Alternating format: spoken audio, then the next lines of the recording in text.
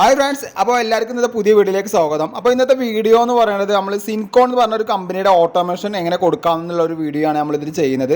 Automation എന്തിനാണെന്നുള്ളതൊക്കെ നമ്മൾ ഇതിൻ്റെ വീഡിയോൻ്റെ കൂടെ തന്നെ നമ്മൾ പറഞ്ഞുതരാം. നമുക്ക് ഒന്നാമത്തെ കാര്യം, നമുക്ക് വെള്ളം പാഴായി പോവില്ല. രണ്ടാമത്തെ കേസ് എന്ന് പറഞ്ഞാൽ നമുക്ക് കറണ്ട് സേവിങ് ആണ്. കറണ്ട് സേവിങ് പറഞ്ഞാൽ വെള്ളം നിറഞ്ഞു പോയിക്കൊണ്ടിരിക്കുമ്പോൾ അപ്പോഴൊക്കെ നമുക്ക് മോട്ടർ വെറുതെ വേസ്റ്റായി ഓടിക്കൊണ്ടിരിക്കുകയാണ്.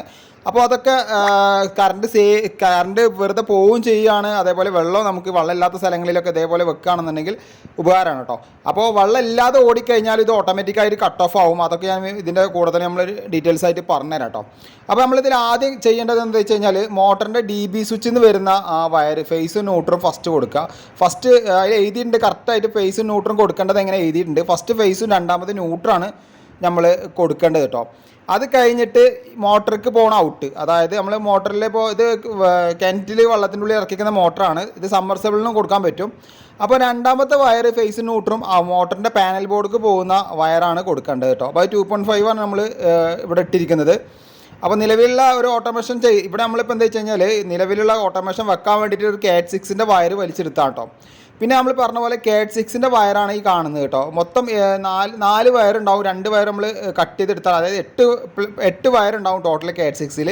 അപ്പോൾ ഈ CAT 6ൻ്റെ വയർ ഇടാനുള്ള കാരണം എന്താ വെച്ച് കഴിഞ്ഞാൽ, നമുക്ക് അതിൽ 8 വയറുണ്ടാവും. ഏതെങ്കിലും കാരണവശാൽ കംപ്ലൈൻറ്റ് ആവുകയാണെങ്കിൽ മാറി കൊടുക്കാനൊക്കെ നമുക്ക് ഒന്നുകൂടി ഈസിയാണ്.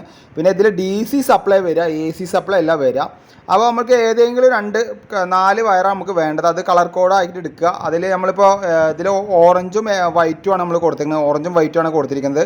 അത് ഫസ്റ്റ് വരുന്ന ഈ ലെഗിൽ ഫസ്റ്റ് വരുന്നതിൽ നമ്മൾ മാർക്ക് ചെയ്യുക. അതായത് 7ഉം 8ഉമാണ് നമ്മൾ കൊടുത്തിരിക്കുന്നത് കേട്ടോ. അത് നമ്മളൊരു പാന് വെച്ചിട്ട് അത് മാർക്ക് ചെയ്യുക. ആ മാർക്ക് ചെയ്യുന്നത് എന്താണെന്ന് വെച്ച് കഴിഞ്ഞാൽ, നമ്മൾ വാട്ടർ ടാങ്കിൻ്റെ മുകളിൽ കയറിയിട്ട് ഇതിൻ്റെ ഔട്ട് അവിടെ കൊടുക്കണം. അപ്പോൾ അത് ഞാൻ അതിൻ്റെ മുകളിൽ ഞാൻ കാണിച്ചു തരാം.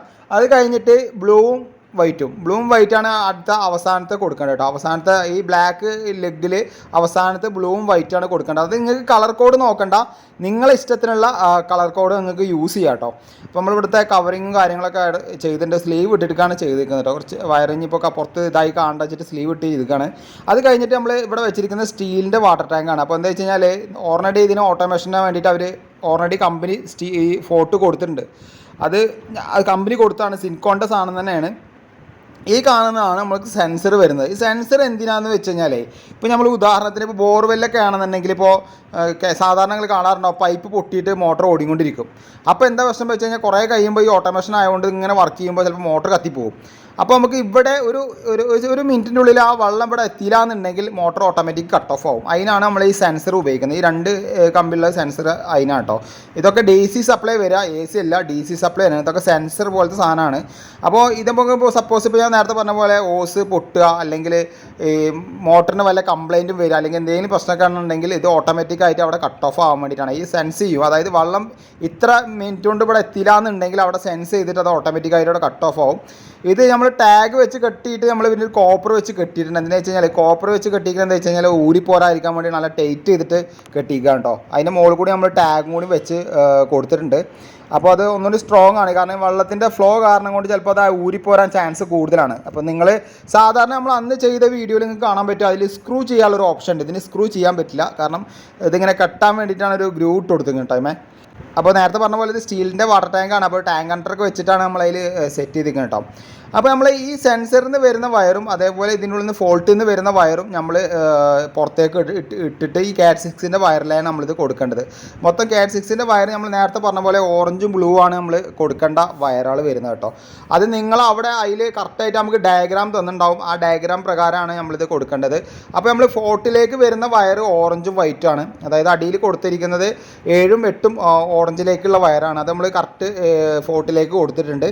അതേപോലെ ബ്ലൂവിലേക്ക് നമ്മൾ ബ്ലൂ വയർ കൊടുത്തിരിക്കുന്നത് സെൻസറിനാണ് കേട്ടോ. അത് നമ്മൾ 11ഉം 12ആണ് കൊടുത്തിരിക്കുന്നത്. അടിയിൽ മാർക്ക് ചെയ്തിട്ടുണ്ട് ആ സംഭവം. അപ്പോൾ നമ്മൾ ഈ സ്റ്റീൽ വാട്ടർ ടാങ്കിൻ്റെ കൂടെ തന്നുകൊണ്ട് നമുക്ക് സിൻകോണിൻ്റെ ഈ സാധനം നമുക്ക് ഇടേണ്ട ആവശ്യമില്ല. ഭാവിയിൽ ഇനി എന്തെങ്കിലും കംപ്ലയിൻറ്റ് ആകുമ്പോൾ നമുക്ക് ഉപയോഗിക്കാം. അപ്പോൾ അത് വീടിൻ്റെ ഹൗസ് ഓണർക്ക് നമ്മളിത് തിരിച്ചു കൊടുത്തിട്ടുണ്ട് കേട്ടോ. കാരണം വെറുതെ ഇത് വേസ്റ്റ് ആക്കണ്ടല്ലോ വെച്ചിട്ട് അങ്ങനെ പറഞ്ഞതാണ്. അപ്പോൾ നമ്മൾ ഇതിലെല്ലാം കണക്ട് ചെയ്ത് കറക്റ്റായിട്ട് നമ്മൾ ഇതിനെന്ന് വെച്ച് കഴിഞ്ഞാൽ, ഇതിൻ്റെ ഉള്ളിൽ സെൻറ്ററിലൊരു വെയിറ്റ് ബാലൻസ് വരുന്നുണ്ട്. ആ കാണുന്ന ഒരു ഓറഞ്ച് കളറുള്ള സാധനമുണ്ട്, ഒരു മണൽ പോലത്തെ സംഭവം. അത് നമ്മൾ കറക്റ്റ് ബാലൻസ് ചെയ്ത് നിർത്തണം. നമുക്ക് ഈ വെള്ളം നിറയുന്നത് അതായത് മോൾ ഭാഗത്തേക്ക് എത്തുന്ന സമയത്താണ് ഈ മോട്ടർ ഓട്ടോമാറ്റിക്കായിട്ട് കട്ട് ഓഫ് ആവേണ്ടത്. അപ്പോൾ അത് കറക്റ്റായിട്ട് നിങ്ങൾ ബാലൻസ് ചെയ്ത് നിർത്തണം. അത് ബാലൻസ് ചെയ്യേണ്ടത് ഓരോ ടാങ്ക് ഓരോ ലെവലിലായിരിക്കും.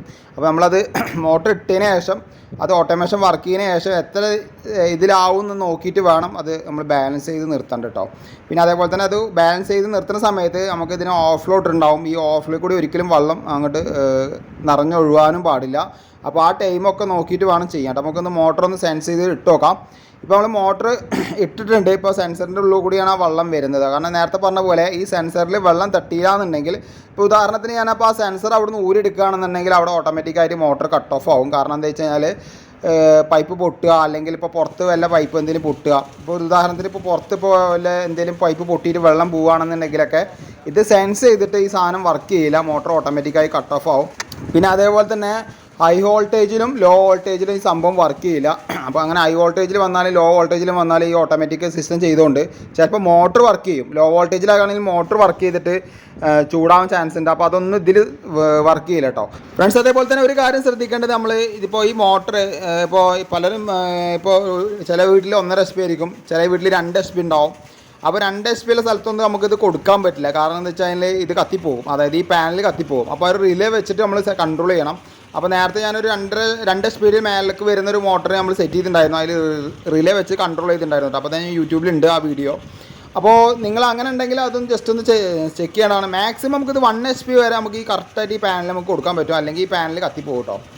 അപ്പോൾ നമ്മൾ CAT 6ൻ്റെ വയറാണ് ഇട്ടിരിക്കുന്നത്. CAT 6ൻ്റെ വയർ ഇടുകയാണെന്നുണ്ടെങ്കിൽ ഞാൻ നേരത്തെ പറഞ്ഞ പോലെ അതിൽ ഒരു ഇനിയിപ്പോൾ ഭാവിയിൽ എന്തെങ്കിലും ഡാമേജ് വരികയാണെങ്കിൽ നമുക്ക് 2 വയറും കൂടി അതിൽ പെയറായിട്ട് നമുക്ക് ഉപയോഗിക്കാം. ഇത് കംപ്ലയിൻറ്റ് കാര്യങ്ങളൊന്നും വരില്ല. ഇത് DC സപ്ലൈ ആണ് ഓൾറെഡി നമുക്ക് ഈ വെള്ളത്തിൻ്റെ ഉള്ളിലേക്ക് വരുന്നത് കേട്ടോ.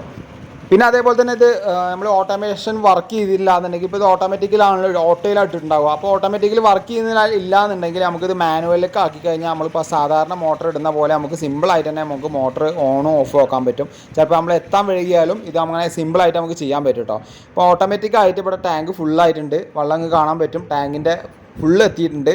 നമ്മൾ ഓവർഫ്ലോൻ്റെ ആ ലെവലിലാണ് വേണമെങ്കിൽ ഇത് സെറ്റ് ചെയ്തിരിക്കുന്നത് കേട്ടോ. അതിനാണ് ആ കാണുന്ന യെല്ലോ കളറുള്ള സാധനം നമുക്ക് ബാലൻസ് ചെയ്യാൻ വേണ്ടിയിട്ടാണ് അത് വെച്ചിരിക്കുന്നത്.